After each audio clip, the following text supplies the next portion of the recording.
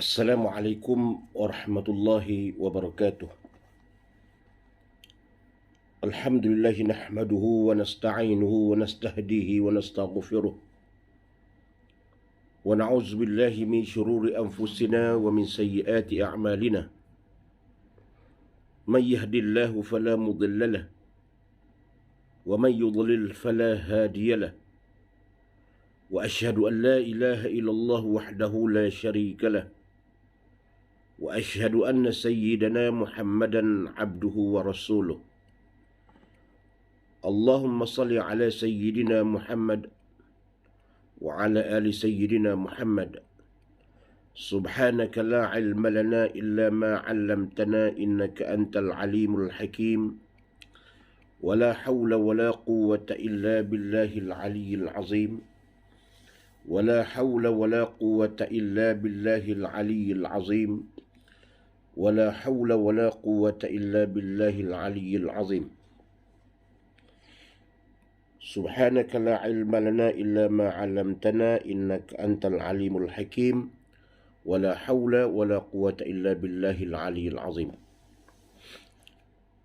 Yang saya hormati, dikasihi sekalian ahli keluarga saya, yang dihormati lagi dikasihi ibunda yang tercinta, yang dihormati lagi dikasihi adik-adik, sanak saudara,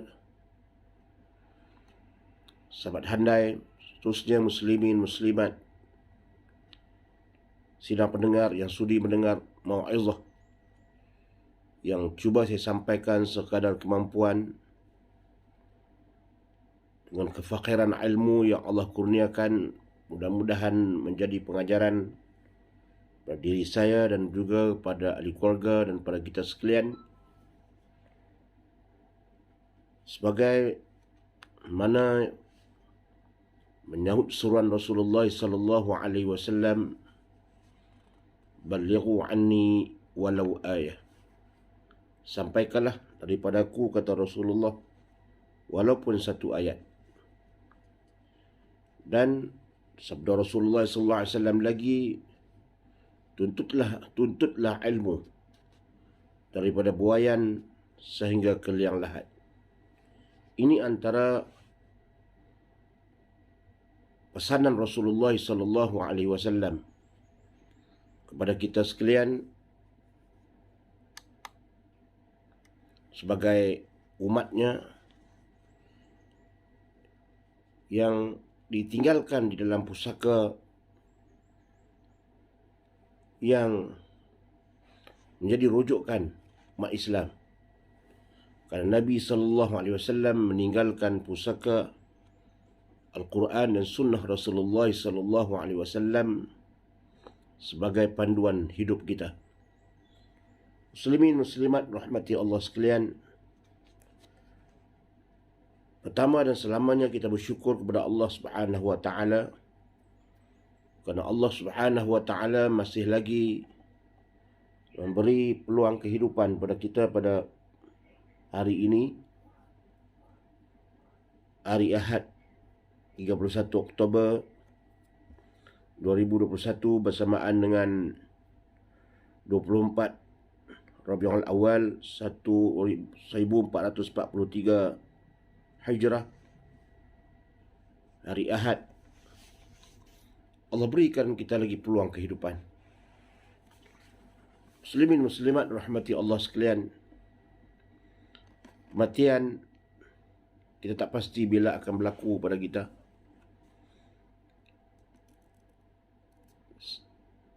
Kerana dia sentiasa menunggu kita.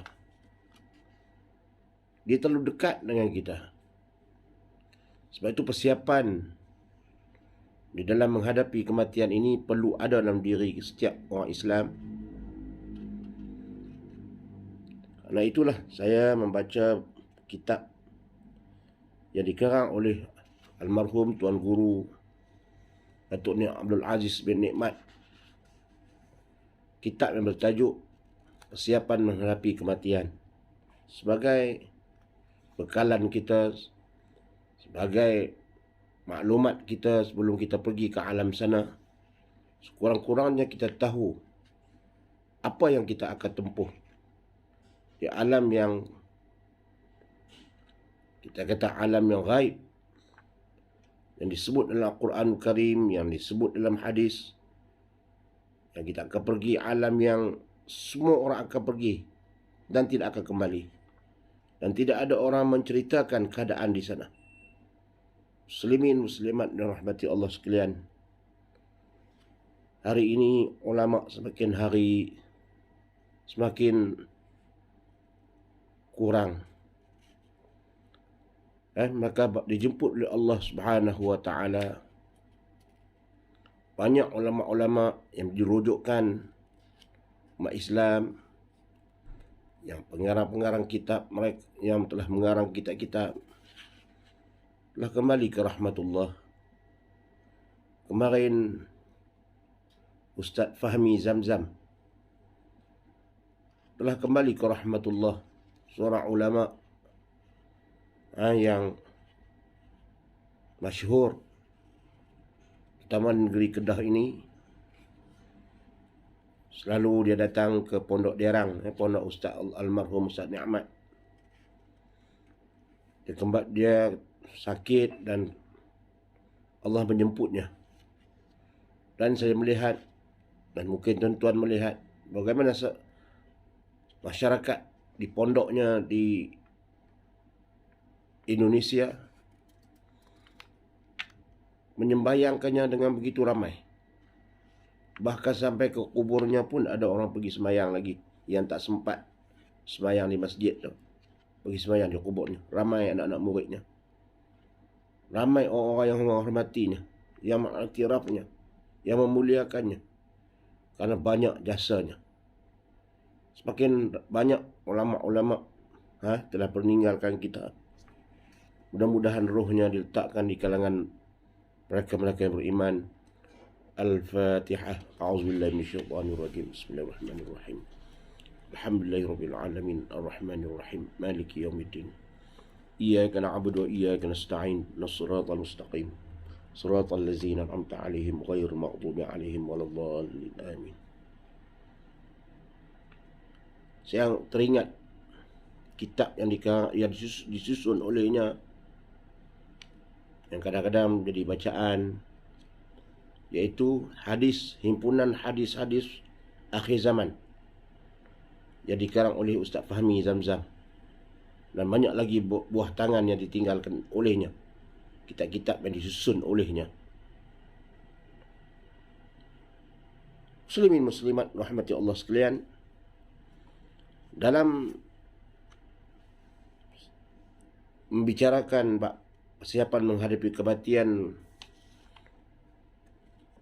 yang ditulis oleh almarhum Tuan Guru Datuk Abdul Aziz bin Ni'mat, persiapan menghadapi kematian ini, saya membaca tajuk bab yang berkaitan dengan penjara bawah tanah untuk golongan fujar. A'udzubillahi minasyaitonir rajim. Bismillahirrahmanirrahim. At-Tirmizi meriwayatkan sebuah hadis Nabi sallallahu alaihi wasallam yang diambil dari Abu Sa'id Al-Khudri. Berkata ia bahawa suatu hari Nabi sallallahu alaihi wasallam keluar dari rumahnya dan pergi ke musalla. Dilihatnya orang ramai sedang berbual sambil gelak ketawa. Lalu Nabi bersabda yang bermaksud, adakah kamu tahu apakah yang dapat meleburkan keadaan lalai yang menyebabkan manusia berseronok-seronok? Iaitu banyakkanlah kamu mengingati akan mati. Kerana dengan mengingati mati itu akan menyekat kamu dari lalai dan berlazat-lazat. Sesungguhnya tidak didatangi kubur itu oleh jenazah, melainkan berkata-kata kubur itu kepada mayat yang hendak dikebumikan, bahawa aku, yakni kubur, adalah rumah yang sunyi, dan aku adalah rumah tempat orang duduk berseorangan, dan aku adalah rumah dari tanah, dan aku juga rumah tempat ulat-ulat. Apabila dikebumikan seorang hamba yang mukmin, Kubur pun berkata kepadanya, marhaban wa ahlan. Selamat datang wahai tetamuku, seorang mukmin yang sudah lama ku kenali dan ku nanti-nanti. Apabila bertamu ke rumahku, akan kulayan sebaik-baiknya. Kubur menjadi luas sejauh mata memandang, dan ketika itu dibukakan pintu syurga baginya.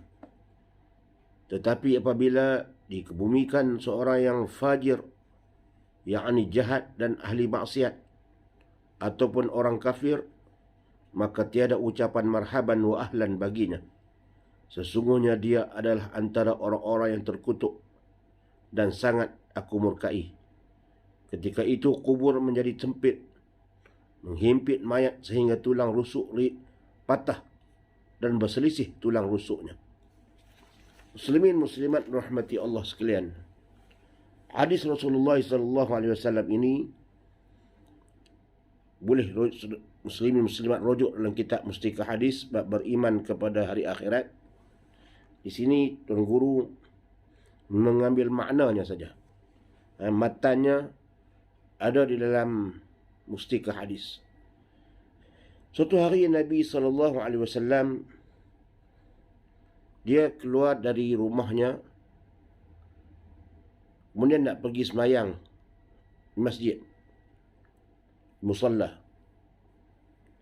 Lalu dia lihat ada sahabat-sahabat yang berbual-bual sambil gelak ketawa. Lalu Nabi menegur, gelak ketawa sahabat ni bukanlah gelak ketawa macam kita ni. Gelak sahabat ni dia ada had juga. Tapi pun Rasulullah melihat dalam keadaan yang tak rupa, Rasulullah senang dengan gelak ketawa yang macam itu. Macam keadaan sahabat-sahabat gelak itu. Bukan tak boleh gelak, boleh. Tapi ada had dia. Mungkin Rasulullah SAW melihat sahabat-sahabat ni ketawa mungkin agak melebihi apa yang disukai oleh Rasulullah, yang dibenarkan oleh Islam. Lalu Rasulullah SAW tegur, adakah kamu tahu apakah yang dapat meleburkan keadaan lalai, menyebabkan manusia berseronok-seronok? Karena gelak yang berlebihan ini makna menunjukkan keseronokan yang berlebihan. Tidak salah, seronok ini tidak salah, kegembiraan ini tidak salah. Tetapi gelak yang terlebih-lebih, kalau gelak yang lebih macam kita ini, gelak yang terbahak-bahak, amat Rasulullah SAW tidak suka. Sehingga dijadikan rancangan Maharaja Lawak untuk nak bagi orang gelak. Dalam Islam, Rasulullah SAW melarang benda itu. Kerana gelak yang melampau ini boleh mengeraskan hati. Gelak yang terlampau ini dia boleh melupakan hari akhirat. Sebab itu Nabi kata, adakah kamu tahu apakah yang dapat meleburkan keadaan lalai yang menyebabkan manusia berseronok-seronok? Macam mana nak bagi manusia ini kurang gelak lebih-lebih sampai terbahak-bahak? Iaitulah banyakkanlah kamu mengingati akan mati. Apabila kita mengingati akan kematian, maka gelak kita itu tidaklah terlalu terbahak-bahak. Tidaklah kita terlalu seronok sampai terbahak-bahak gelaknya. Karena dengan mengingati mati itu akan menyekat kamu dari lalai. Akan menyekatkan kita dari lalai dan berseronok, kata Nabi. Dengan kita ingat dah mati ini, kuranglah kita nak rasa seronok sampai tergelak-gelak ni. Bukan, saya ulang lagi, bukan tak boleh nak berseronok, tapi janganlah sampai kita ketawa terbahak-bahak sampai kita melupakan keadaan tanggungjawab kita kepada Allah Subhanahu wa ta'ala. Dan Islam ada had dalam masalah kita ketawa ini, ada had. Sesungguhnya tidak didatangi kubur itu oleh jenazah, melainkan berkata-kata kubur itu kepada mayat yang hendak dikebumikan, bahawa aku kubur adalah rumah yang sunyi, dan aku adalah rumah tempat duduk. Dan aku adalah rumah tempat orang duduk berseorangan. dan aku adalah rumah dari tanah, dan aku juga rumah tempat ulat-ulat. Rasulullah mengatakan kepada sahabat. Rasulullah SAW memberi didikan kepada sahabat-sahabat sampai begitu sekali. Dia lihat Rasulullah melihat sahabat-sahabatnya ketawa berlebih-lebihan, ditegurnya. Apabila melihat sahabat-sahabatnya melakukan tindakan suatu perkara yang Rasulullah tak senang, Rasulullah mendidik tarbiyah, mendidik, menegur dengan keadaan yang baik. Macam tadi, macam hadis ini. Apabila melihat sahabat-sahabat ketawa, mungkin agak berlebihan lah. Seronok ni fitrah manusia. Nabi kata, tahukah kamu bahawa apabila nak hilangkan keseronokan yang melampau itu, gelak yang terlebih itu, kita kena mengingati mati. Bila kita mengingati mati, makna keseronokan kita itu, ketawa kita itu, keseronokan kita itu, kelalaian kita itu akan reda. Akan kembali kepada asal kita. Tugas asal kita. Tanggungjawab asal kita. Karena bagi orang yang ketawa terlampau lebih-lebihan dan kadang-kadang sehingga melupakan, gelak ini makna dia sampai melupakan dunia. Sampai dia melupakan tanggungjawabnya kepada Allah Subhanahu wa taala. Macam rancangan-rancangan yang gelak-gelak ni kadang-kadang boleh melupakan tanggungjawab dia kepada Allah Subhanahu wa taala. Ini sahabat baru gelak sedikit. Baru gelak sedikit Rasulullah dah tegur dah. Makna Rasulullah didikkan Rasulullah sallallahu alaihi wasallam ini amat baik.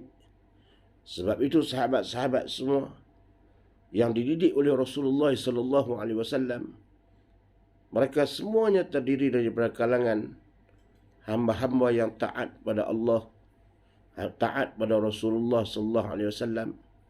Dan apabila Rasulullah sallallahu alaihi wasallam meninggal, wafat, mereka menangis, mereka merindui kerana tiada ada lagi siapa yang dapat menegur mereka. Rasulullah menegur dengan baik.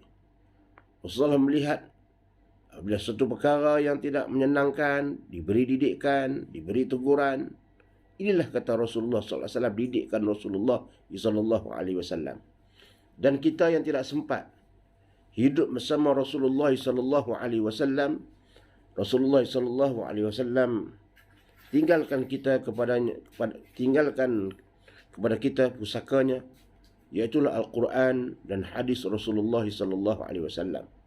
Jika kita berpegang dengan Al-Quran, jika kita berpegang dengan hadis, insya-Allah kita dapat didikkan dan kita tidak akan sesat dalam perjalanan hidup kita sebagai khalifah Allah, sebagai hamba Allah di atas muka bumi ini. Ada sabda Rasulullah SAW, "Taraktu fikum amrain lan tadillu ma in tamassaktum bihima, kitab Allah wa sunnati rasulih." Atau kama qala, aku tinggalkan kepada kamu dua perkara, manakala selagi mana kamu berpegang pada dua perkara tersebut, kamu tidak akan sesat buat selama-lamanya, iaitulah Al-Quran dan sunnahku, iaitu hadis. Kita tak dapat didikkan langsung dari Rasulullah, tapi kita dapat didikkan dari peninggalan hadis-hadis yang ditinggalkan oleh Rasulullah SAW, yang didikkan yang difirmankan oleh Allah Subhanahu wa taala di dalam Al-Quranul Karim. Cukup kita berpegang dengan Al-Quran, dengan hadis, dengan ijma' ulama dan qiyas. Inilah 4 rujukan kita. Yang pertama Al-Quran, yang kedua hadis, ijma' ulama dan qiyas. Tapi 2 yang paling besar ialah Al-Quran dan hadis. Rasulullah mengingatkan bahawa jangan kamu terlampau berseronok, wahai sahabatku.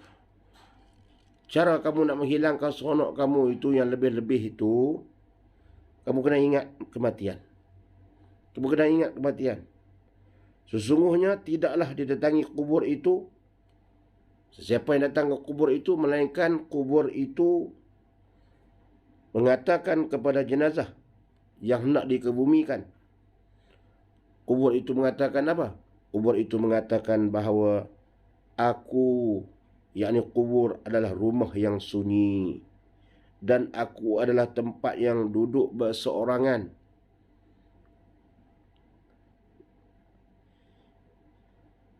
Dan aku adalah rumah dari tanah. Aku tempat yang sunyi. Aku tempat orang duduk berseorangan. Tidak ada pasangan. Rumahku ni tidak ada pasangan, orang duduk seorang-seorang. Siapa mai pun duduk seorang-seorang. Sunyi.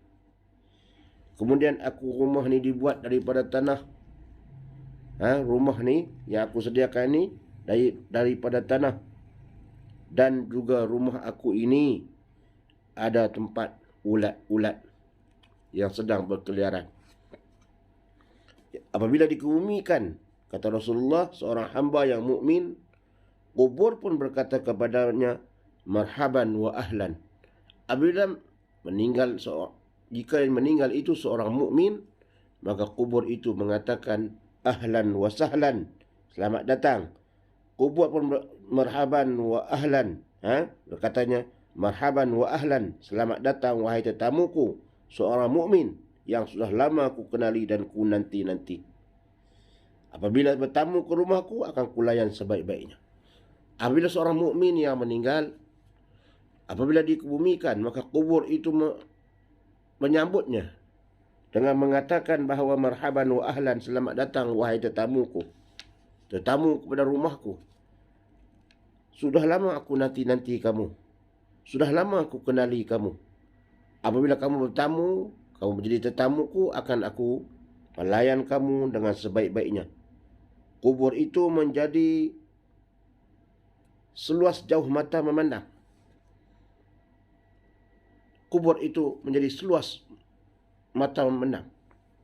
Masa kita lihat kubur itu kecil saja, berapa kaki saja. Hanya untuk kanda, untuk keluasan itu. Tapi apabila dikebumikan, semua tetamu, semua hadirin hadirat yang datang menaikkannya, semayangkannya, yang mentalqinkannya pula, maka kubur itu melayan seluas mata memandang. Di keluasan kubur itu. Sudah lama aku nanti-nantikan kamu. Maknanya, bumi ini, dia menjadi saksi di atas apa yang dilakukan oleh hamba Allah. Setiap manusia. Kita sekarang berjalan di atas belakang bumi. Bumi adalah makhluk Allah yang hidup. Bumi ini adalah makhluk Allah yang hidup. Kita pijak di atas belakangnya. Dan dia mengetahui, dia menjadi saksi apa yang kita lakukan. Sama ada kita duduk berseorangan, sama ada kita duduk di mana saja, dia menjadi saksi apa yang kita lakukan. Bumi makhluk yang hidup dan menyaksikan apa yang kita lakukan. Sudahlah kita ada malaikat yang sedang mencatat amalan kita, raqib dan atid.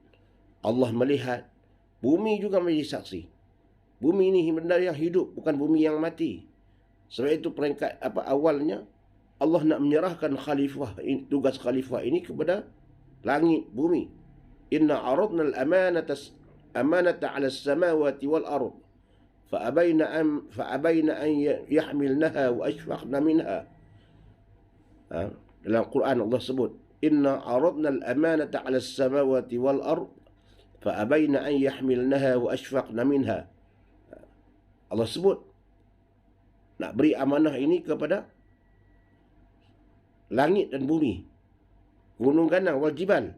Ada satu wal jibal, nak beri pada bukit, gunung, pada bumi, pada langit dan pada bukit. Tetapi mereka semua ingin menerima tugas sebagai khalifah, untuk menjadi amanah. Amanah sebagai khalifah di atas muka bumi ini. Amanah apa? Amanah menjadi khalifah di atas muka bumi ini. Tapi manusia sanggup menerima amanah ini. Bumi takut nak menjalankan tugas sebagai amanah kerana mereka tak sanggup. Mereka tak sanggup menjadi khalifah di atas muka bumi ini. Gunung pun tak sanggup. Mereka menolak. Begitu juga bumi menolak, mengatakan mereka tak sanggup. Walaupun bumi, langit, bukit, kita lihat dalam keadaan mereka yang gagah, bukit yang begitu kuat, tapi mereka tak sanggup menjadi menjalankan tugas sebagai khalifah, sebagai untuk menjalankan amanah di atas muka bumi ini sebagai khalifah. Tapi manusia sanggup. Inilah nak menunjukkan bahawa bumi ini hidup. Bumi ini hidup, bukan mati. Sebab itu, bila seseorang itu meninggal, maka bumi akan bercakap dengannya. Dia melayannya, dia kata, aku sudah lama aku kenali kamu. Aku kenali kamu, kenapa? Di mana? Ketika kamu berjalan di belakangku, aku menyaksikan kamu ni seorang yang baik.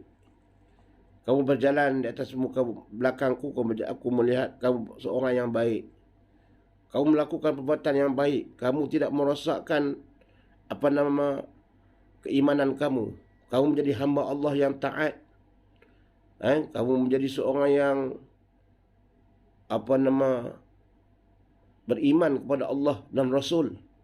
Dan aku suka dengan kamu. Aku suka pada kamu. Dan aku nanti-nanti kamu. Dengan kebaikan yang aku lihat. Apabila kamu berjalan di belakangku, aku melihat kamu ni seorang yang baik. Aku menanti-nanti kamu. Bilakah kamu akan masuk ke dalam perutku?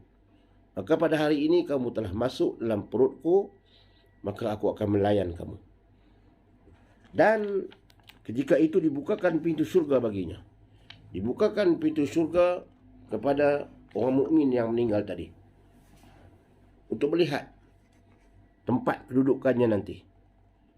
Pintu syurga itu bukan masuk syurga, tidak. Dibukakan pintu syurga. Dikatakan bauan syurga itu sampai kepadanya. Sampai kepada si mati itu. Kepada ahli kubur itu. Muslimin muslimat rahmati Allah sekalian.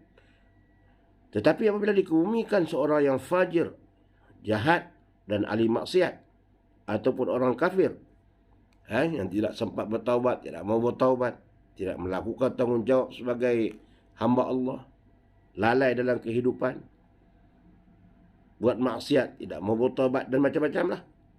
Maksiat dia lakukan, dipanggil orang yang fajir, ataupun orang yang kafir, maka tiada ucapan marhaban wa ahlan baginya. Tiada ada ucapan, kubur tidak ucap selamat datang, tidak ada. Sesungguhnya dia adalah di antara orang yang terkutuk dan sangat aku murkai. Bumi mengatakan bahawa sesungguhnya hamba yang datang ini adalah orang yang terkutuk dan amat aku murkai.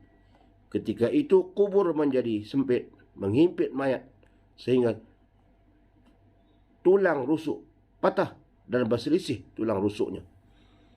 Ketika Rasulullah SAW menceritakan tulang-tulang rusuk orang fajir atau orang kafir berselisih ketika dihimpit kubur, lalu Nabi menunjukkan isyarat dengan memasukkan jari tangan kanannya ke celah-celah jari tangan kirinya.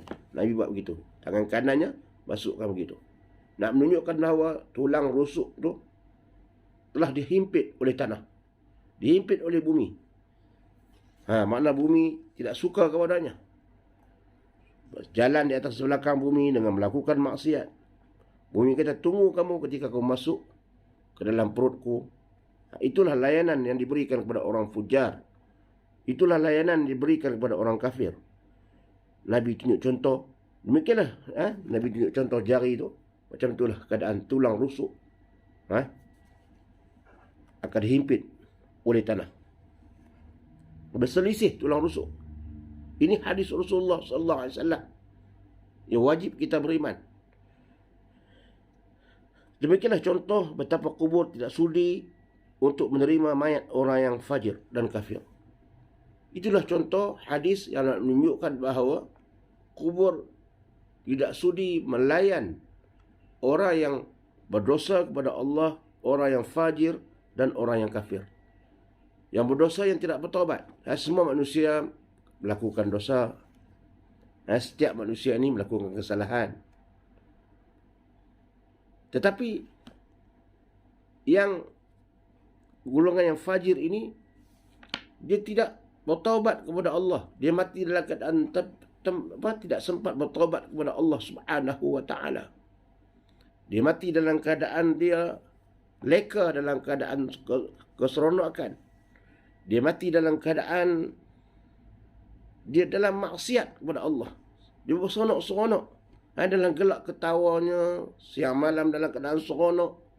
Sebab itu Rasulullah tegur sahabat ni, supaya jangan kau seronokkan itu sehingga melalaikan, sehingga melupakan tanggungjawab sampai melupakan tanggungjawabnya kepada Allah, sampai melupakan apa nama tanggungjawab sebagai khalifah Allah, sebagai hamba Allah, untuk tujuan manusia, Allah menjadikan manusia untuk mengabdi diri kepada Allah Subhanahu wa taala.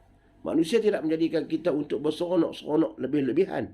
Tujuan kita datang ke dunia ini, Allah mengatakan, "Wa ma khalaqtul jinna wal ins illa liya'budun." Tidak aku jadikan manusia ini kecuali untuk beribadah kepadaku.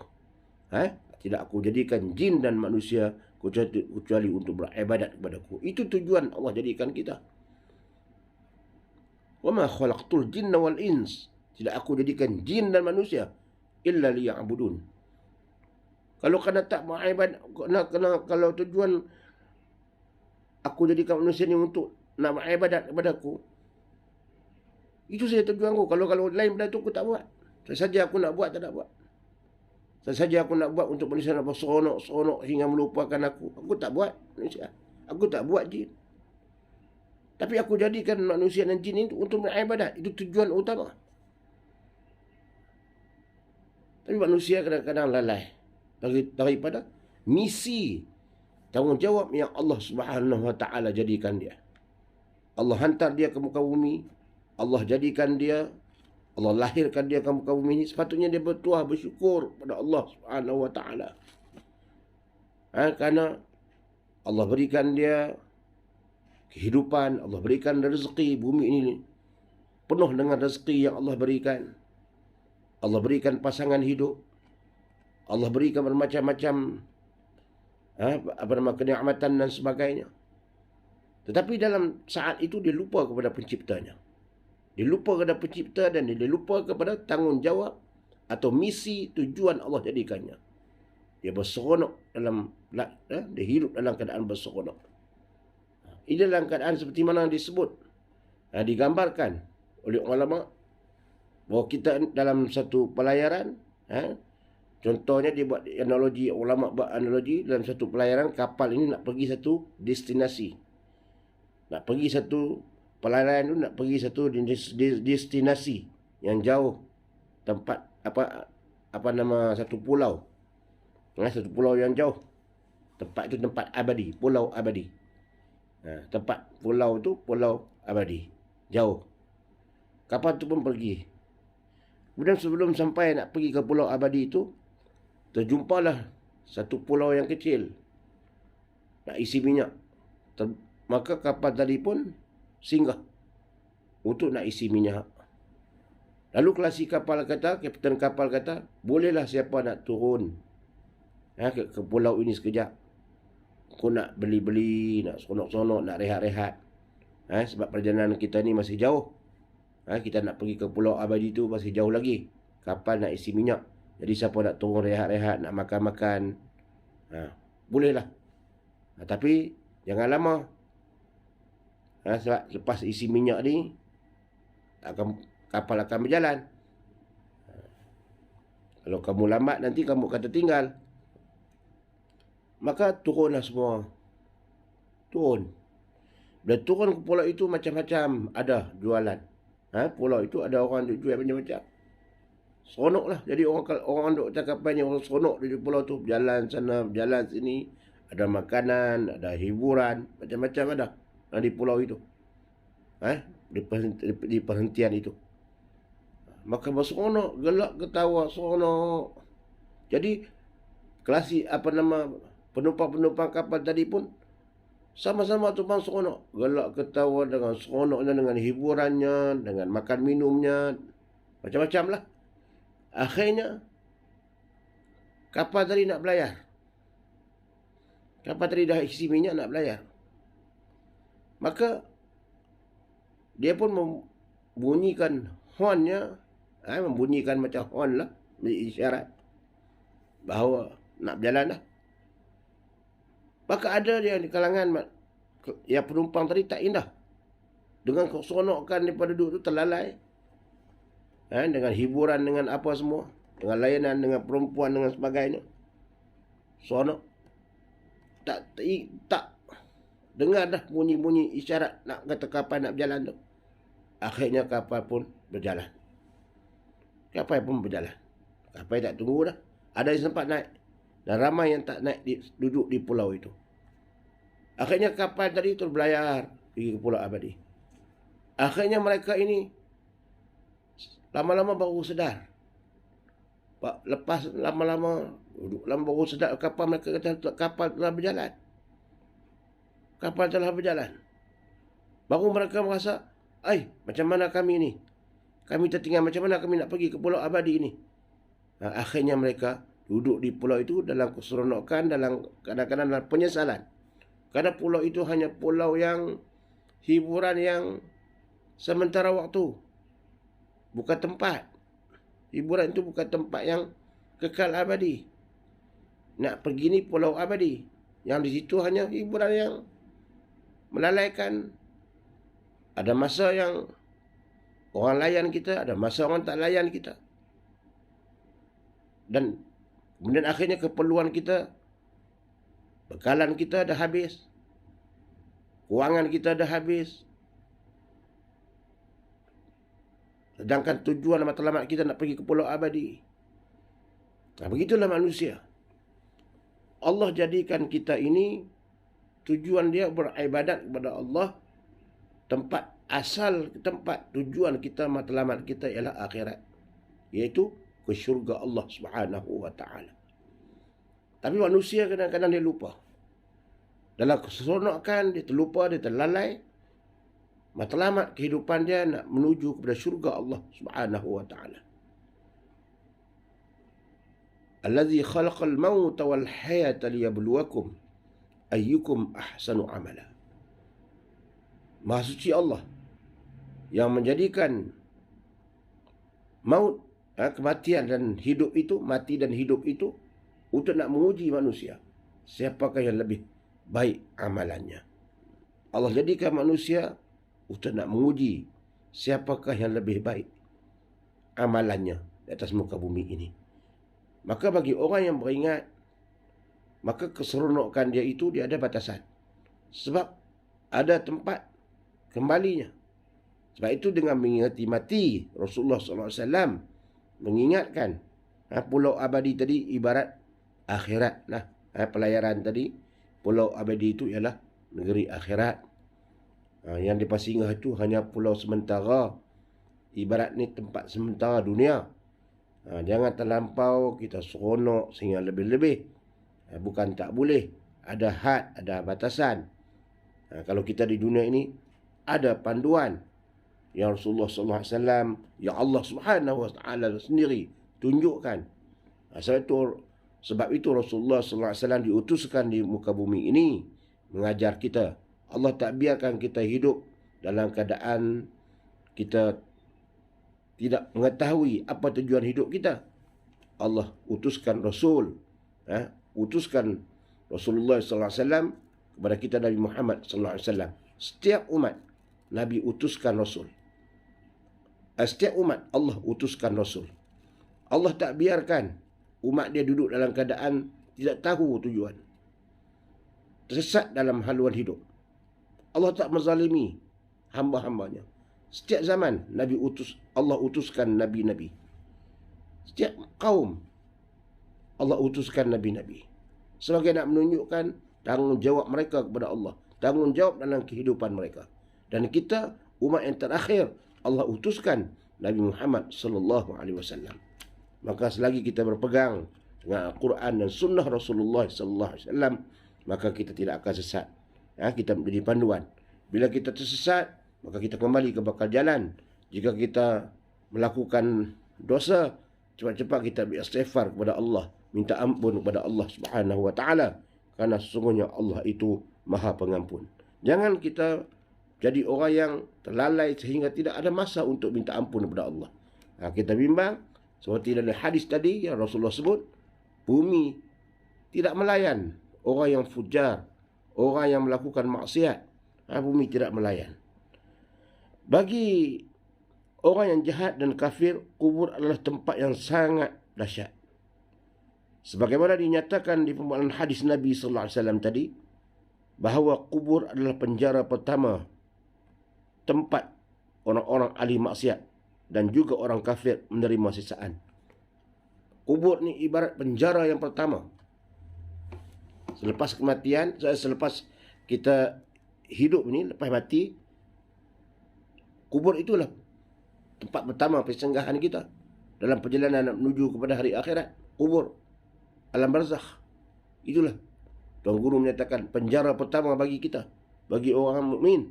Tak kiralah bagi orang mukmin tak mukmin pun, itulah penjara pertama bagi kita.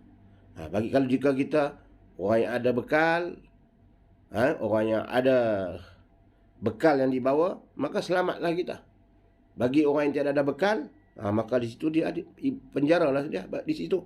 Ya, kubur itu ibarat penjaralah bagi dia. Maka kubur adalah penjara pertama tempat orang ahli maksiat dan juga orang kafir menerima siksaan. Bukan sahaja kubur itu tempat yang sunyi, kerana ia merupakan lokap bawah tanah. Tuan Guru bawa bahasa yang indah, yang menggerunkan kita. Lokap bawah tanah. Yang kita tahu ni lokap ni di dunia ni saja, di balai-balai polis saja. Ni lokap bawah tanah. Dikurung kita di bawah tanah, yang dipenuhi ulat-ulat yang bersiap sedia untuk membaham dagingnya. Tetapi kubur itu akan menghimpitnya sehingga patah dan berselisih tulang rusuk. Seperti mana kubur tu kata, aku rumah yang sunyi, dibuat daripada tanah, bukan dibuat daripada batu makmar. Di sini ada ulat-ulat yang menunggu. Kubur menghimpitnya, ulat-ulat pula siap sedia untuk membaham dagingnya. Kubur menghimpitnya sehingga patah berselisih tulang rusuknya bagi orang yang fajir, yang melakukan dosa, yang tidak bertaubat kepada Allah, yang hidup dalam keadaan bergelumang dengan dosa, dan juga termasuk orang-orang yang kafir kepada Allah, yang tidak percaya kepada Allah, yang tidak beriman kepada Allah. Inilah penjara pertama bagi ahli-ahli maksiat. Rasulullah SAW bersabda menceritakan suasana kubur dan sifat kubur yang sangat peramah dan memberi layanan mesra kepada hamba Allah yang mukmin. Rasulullah menceritakan dalam dua keadaan. Kubur memberi layanan mesra kepada orang mukmin, sehingga dikatakan ahlan wa marhaban, datang, selamat datang wahai hamba Allah, selamat datang hamba Allah yang mukmin. Dia memberi layanan yang baik. Kubur melayan mesra kepada orang mukmin. Dan yang kedua, memberi layanan yang amat dahsyat kepada orang fajir dan kafir. Sebab itu jangan kita sangka bahawa kubur ini, bahawa bila disimpan, apabila jenazah itu disimpan, habis selesai. Mana mati, orang tu tak hidup lagi. Tak, dia hidup dalam kehidupan yang kedua. Dia tak mati. Di situ ada soal, muka dan nakir. Ini wajib kita beriman. Dalam rukun iman, percaya pada hari akhirat. Kita percaya pada tugas malaikat. Kita beriman pada malaikat. Antara 10 malaikat yang kita wajib kita kenali itu, ketuanya Jibril. Dan di sana ada malaikat bernama Munkar dan Nakir. Dan tugas mereka apa? Menyoal dan menyiksa orang mati. Itu wajib kita beriman. Tugas-tugas malaikat itu. Jadi jangan menyangka bahawa kehidupan bila kita mati ni, tidak, dalam kubur ni tidak ada apa-apa dah. Ada. Di situ ada dua keadaan. Kalau kita baik, mudah-mudahan kita semua baik, layanan akan diberi dengan baik. Dan sekiranya kita orang yang fajir, orang yang berdosa wal'ayazubillah, orang yang tidak bertaubat kepada Allah, yang hidup penuh dalam bergelumang dalam dosa, dan orang kafir, maka kubur akan memberi layanan yang dahsyat lah, yang amat dahsyat kepada orang kafir dan orang fajir. Ini ia semata-mata bagi memberi peringatan terhadap orang ramai yang Nabi lihat dalam keadaan lalai di musalla tadi. Nabi beri peringatan ini kepada sahabatnya yang lihat terlampau duk gelak-gelak. Nabi tegur. Nabi tegur dengan cara tu. Bersembang dan bergelak ketawa seolah-olah mereka tidak punya sebarang masalah. Nabi tengok sahabat ni gelak macam dia tak ada masalah. Nabi tegur sampai tahu tu. Bukan tak nak masalah apa, sampai tak tahu tujuan tak nak masalah apa. Sebenarnya kita ni ada masalah. Masalah kita apa?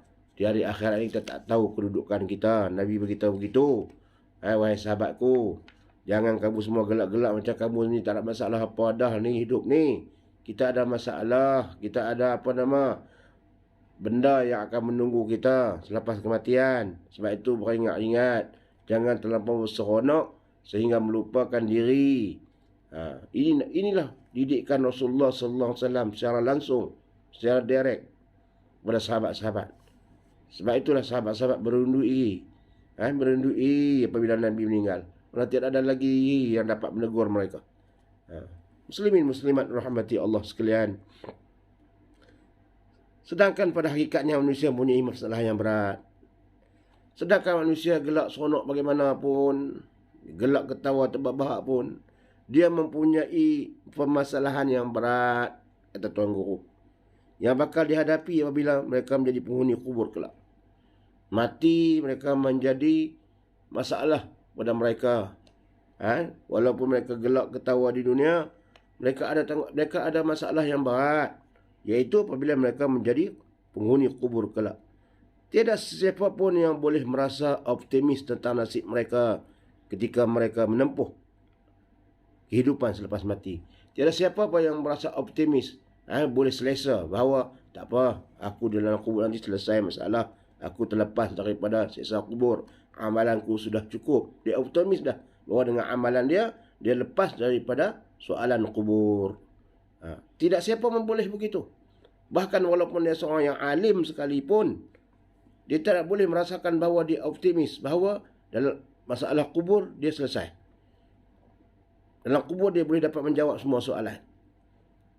Tuan Guru kata tidak siapa pun boleh optimis. Bahkan walaupun dia seorang Tuan Guru, walaupun dia seorang yang berilmu, dia tidak boleh optimis bahawa dia selamat dalam kubur, dia terlepas dalam kubur. Sebab itu kita banyak dalam doa kita minta kepada Allah SWT supaya Allah lepaskan kita dari azab kubur. Banyak doa-doa kita dalam sembahyang kita minta Allah SWT lepaskan kita dari azab kubur. Menyedari keadaan lalai yang berlaku kepada orang ramai, Nabi memberi peringatan kepada mereka. Peringatan itu tidak lain ialah mengajak mereka memikirkan soal mati. Kerana hanya dengan mengingati mati saja yang boleh menyadarkan seorang dari lalai. Nabi memberitahu bahawa yang dapat meleburkan sifat lalai sehingga membuang masa, bersembang-sembang dalam perkara yang tidak beri manfaat, ataupun sekadar untuk bersuka-suka sambil bergelak ketawa tanpa tujuan, maka tidak lain dari mengingati mati. Orang yang terlampau seronok-seronok lebih-lebih ni, cara nak ingatkan dia mengingati mati. Ingat kematian, maka reda sikitlah keseronokan yang melampau tu. Dia ada break sikitlah. Orang bijak pandai berkata, sekiranya binatang ternak tahu betapa dahsyatnya mati itu, nescaya manusia tidak akan dapat menikmati daging-daging binatang ternakan itu. Kerana semua binatang tersebut akan aja menjadi kurus kering, hanya tinggal tulang belulang disebabkan rasa takut terhadap mati. Orang bijak pandai mengatakan kepada Tuan Guru mengatakan dengan ayat yang indah. Tuan Guru menyatakan orang bijak pandai berkata, sekiranya binatang ternakan yang kita makan dagingnya, kambing, kerbau, lembu dan sebagainya, jika dia tahu betapa dahsyatnya mati itu,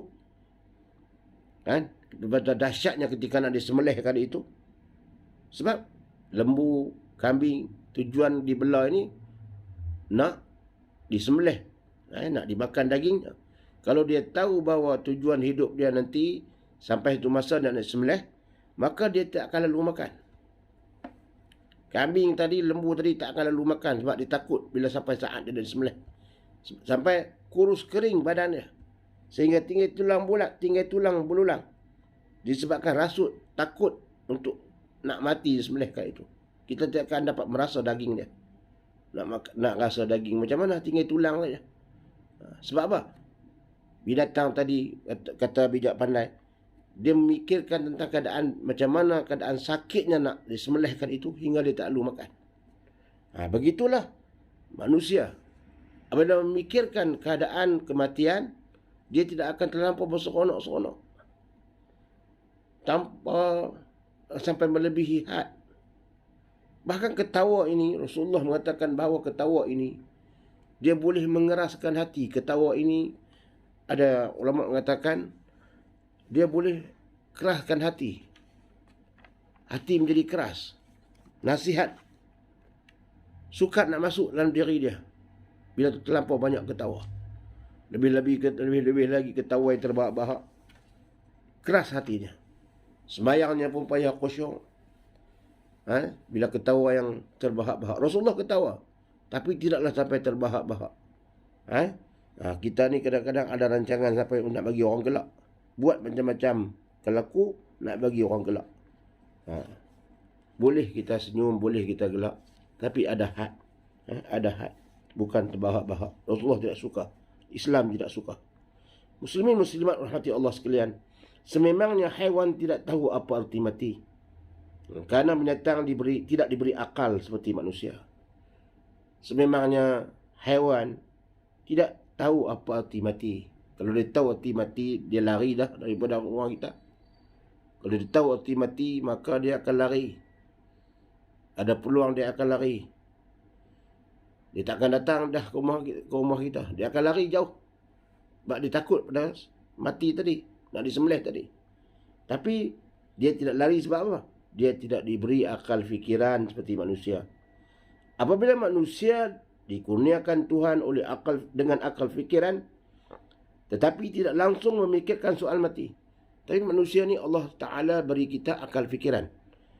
Tapi kalau tidak langsung gunakan akal fikiran itu untuk memikirkan soal mati, padahal mati itu pasti menemuinya pada bila masa yang tidak diketahuinya, maka ketika itu manusia lebih teruk dari haiwan ternakan, bahkan lebih dahsyat lagi, lebih sesat lagi.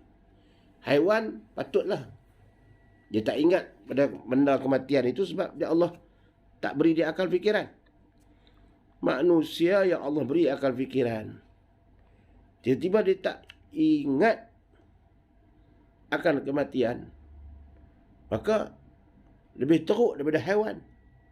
Haiwan tak ingat mati itu tak apalah sebab dia tidak ada akal fikiran.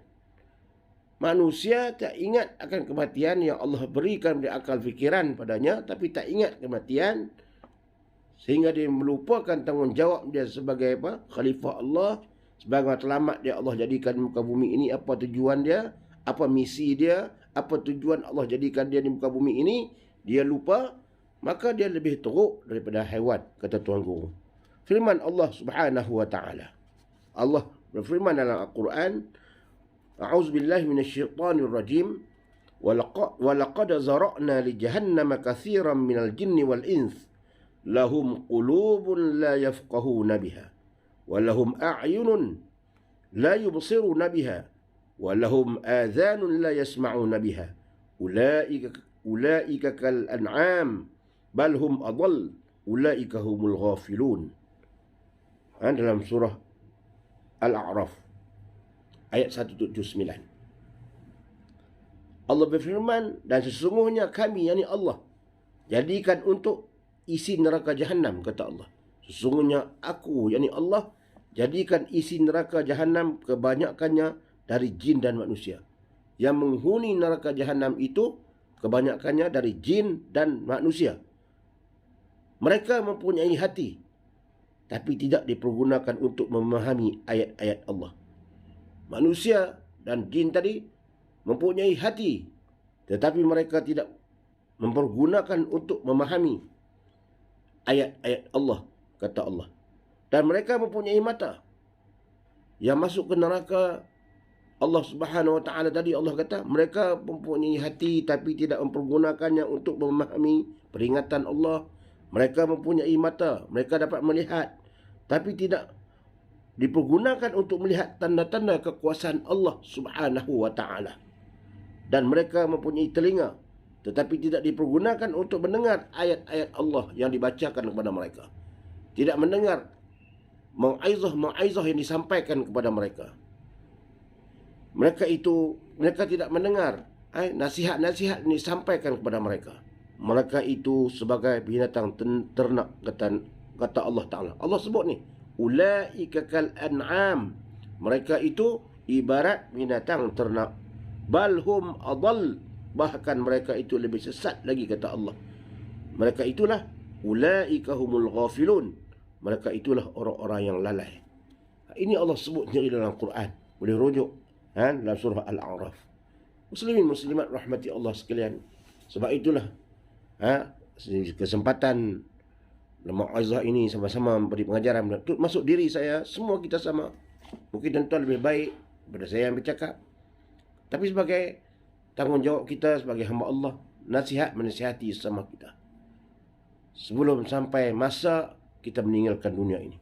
Kita meninggalkan ahli keluarga kita, kita meninggalkan semuanya. Yang kita bawa hanya kain kafan kita saja. Kain kafan saja. Dengan amalan kita. Jangan kita jadi seperti mana di hari akhirat nanti kita termasuk wal'ayazubillah. Allah sebut dalam Quran bahawa waman a'rada an zikri fa inna lahu ma'isyatan dhanka wa nahsyuruhu yawmal qiyamati a'ma qala lima hasyaratani a'ma wa qad kuntu basir waman a'rada an zikri fa inna lahu ma'isyatan dhanka wa nahsyuruhu yawmal qiyamati a'ma qala lima hasyaratani a'ma wa qad kuntu basira qala kadzalika atatka ayatuna fanasitaha wa kadzalika al-yawma tunsa. Barang siapa yang berpaling daripada peringatanku, kata Allah. Siapa yang berpaling dari peringatanku, peringatan yang mana? Iaitu Al-Quran. Peringatanku iaitu Al-Quran dan hadis yang disampaikan oleh Rasulku. Siapa yang berpaling, tidak mengindahkan peringatanku itu. وَمَنْ أَعْرَضَ عَنْ ذِكْرِي فَإِنَّ لَهُ مَعِيشَةً ضَنْكَ. Maka dia hidup dalam keadaan yang susah, sukar. وَنَحْشُرُهُ يَوْمَ الْقِيَامَةِ أَعْمَى. Dan di hari akhirat nanti dia dibangkitkan dalam keadaan yang buta. Lalu dia berkata kepada Tuhan, kenapa dia dibangkitkan dalam keadaan buta? Padahal masa dunia dulu dia hidup, dia dapat melihat. Qala lima hasyartani a'ma wa qad kuntu basira. Kenapa engkau bangkitkan aku dalam keadaan buta sedangkan aku dahulu dapat melihat? Allah mengatakan bahawa dulu aku telah memberi kepada kamu peringatan. Aku telah memberi kepada kamu macam-macam pengajaran. Tapi kamu tidak mengindahkannya. Kamu tidak memerhatikannya. Maka pada hari ini kamu dibutakan. Ini muslimin, muslimat rahmati Allah sekalian. Sebelum Allah mengambil nyawa kita, marilah kita menjadikan segala apa yang diperintahkan oleh Allah dan Rasul sebagai panduan kita. Rujuklah, bacalah, belajarlah. Semakin peluang kita masih ada. Umur kita masih ada. Umur ini penting. Sebab itu orang yang meninggal kalau boleh, dia nak kembali ke dunia. Walaupun sekejap. Sekejap saja dia minta kepada Allah Ta'ala. Sekejap ya. Nak melakukan kebaikan. Maka peluang kali kedua Allah tak bagi dah. Ini sekarang Allah bagi peluang kita kehidupan kita. Peluang yang banyak. Tapi kita tak tahu sampai bila peluang yang Allah nak berikan kepada kita. Pergunakanlah yang sebaik-baiknya. Mudah-mudahan tazkirah pada pagi ini, mau'izah yang saya berikan pada pagi ini, memberi pengajaran kepada diri saya dan pada keluarga saya dan sekalian muslimin muslimat. Yang baik itu daripada Allah Subhanahu Wa Taala, yang tak baik itu adalah kelemahan, kekhilafan itu adalah kelemahan daripada kedhaifan ilmu, kefakaran ilmu yang ada pada saya. Mohon maaf jika terkasar bahasa. Aqul qawli hadza wa astaghfirullahal azim li wa lakum. Wassalamu alaikum warahmatullahi wabarakatuh.